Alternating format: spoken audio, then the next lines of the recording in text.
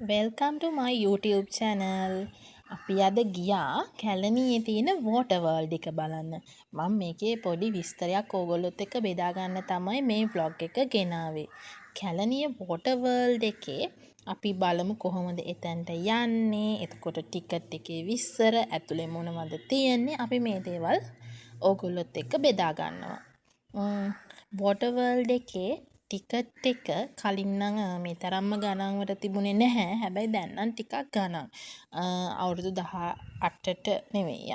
අවුරුදු 12ට වැඩි අයට ටිකට් එක 1100ක් වගේ වෙනවා. එතකොට ඊට වඩා අඩු අයට බෝට් රයිඩ් එකත් එක්ක පොඩි අයට 750ක වගේ ටිකට් එකක් වෙනවා.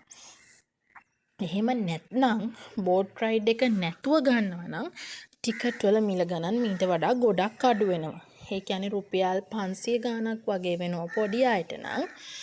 ලොකු අයටත් රුපියල් 700 ගාණකට වගේ වෙනවා. ඒ කියන්නේ මේ බෝට් රයිඩ් එකත් එක්ක තමයි ටිකට් එකේ මිල ගොඩක් වැඩි වෙන්නේ.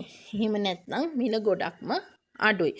බෝට් රයිඩ් එක නැතුවත් අපිට ටිකට් එක ඒ කියන්නේ මාළු එතකොට කුරුල්ලෝ විතරක් බලන්න එතකොට අන්ඩර් වෝටර් ටනල් එකක් තියෙනවා.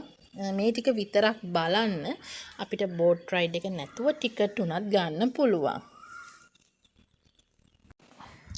අනිත් එක තමයි අපේ පෞද්ගලික වාහනයක එනවා නම් මෙතන පොඩි පාකින් වල අපහසුතාවයක් තියෙනවා. ගොඩක් වෙලාවට මේ පාකින් එක ගොඩක් වෙලාවට ෆුල්. හැබැයි අපිට පාරේ වාහන පාක් කරන්න නම් පුළුවන්. එහෙම නැත්නම් අපිට පික්මි එකක් වගේ දාගෙන ආවොත් තමන්ගේ වාහනයක එනවට වඩා ගොඩක් ලේසි. මොකද කිසි ප්‍රශ්නයක් නැහැ. අපිට පික්මි එකේ ආවිල්ලා මෙතන තියෙන දේවල් බලලා යන්න පුළුවන්. අපි බලමු කොළඹ කොටුවේ ඉඳන් එනවා නම් සාමාන්‍යයෙන් ත්‍රිවිල් එකක රුපියල් 750ක් වගේ පික්මි charge එක. එහෙම නැත්නම් අපි මිනි වෑන් එකක් වගේ ගත්තොත් කට්ටියටම එකතු වෙලා කොළඹ කොටුවට ඇවිල්ලා එන්න පුළුවන්. ඒකේ නම් වෙන්නේ රුපියල් 1200ක් 300ක් අතර ගාණක්.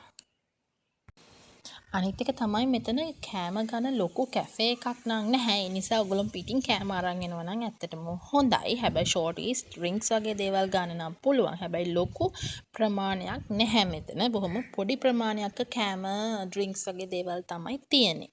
හරි මේ මගේ දෙවනි vlog එක. මගේ channel එක හොඳයි නම් subscribe කරන් යන්න. Thank you watching my second video.